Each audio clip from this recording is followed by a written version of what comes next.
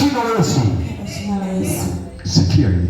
Yes. Wewe mwanamke una nafasi kubwa ya kufikisha mtoto wako anapostahili kufika. Amen. Nabii wa kwanza wa mtoto ni mama. Amina. Shika tumbo lako hivi. Amen. Soma kwa jina la Yesu. Kwa jina la Yesu. Uzao wangu uliopo na utakao kuja. Vizazi vyangu vyote. Hii siku ya leo. Ninatangaza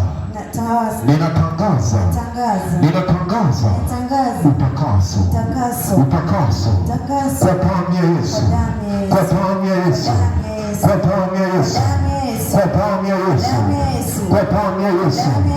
Ninafuta laana na mikosi zilizowekwa tangu zama za kale na mababu na mabibi, damu ya umasikini, damu ya utumwa, damu ya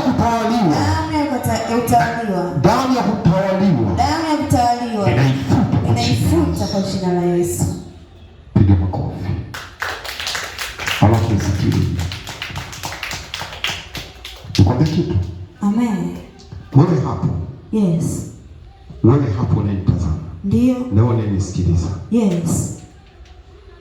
Uzao wako kuanzia leo. Amina. Nimeukomboa kwa damu ya Yesu. Amen.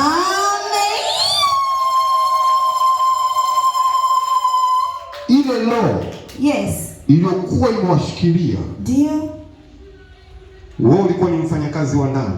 Yes. Mtoto wako naye anawaza kwenda kuwa mfanyakazi wa ndani. Ndio.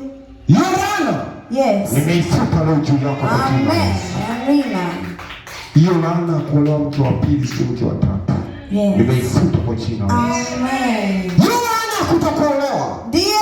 Nimeifuta kwa jina. Amen. Na laana kutokuolewa watoto wako. Watoto wako kwamba hawaoaji. Ndio.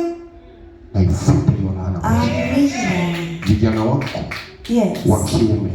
Na vijana wako wa kike. Amen. Lazima wakienda kufanya mawindo. Ndio. Wakuletewe mama wa umiliki.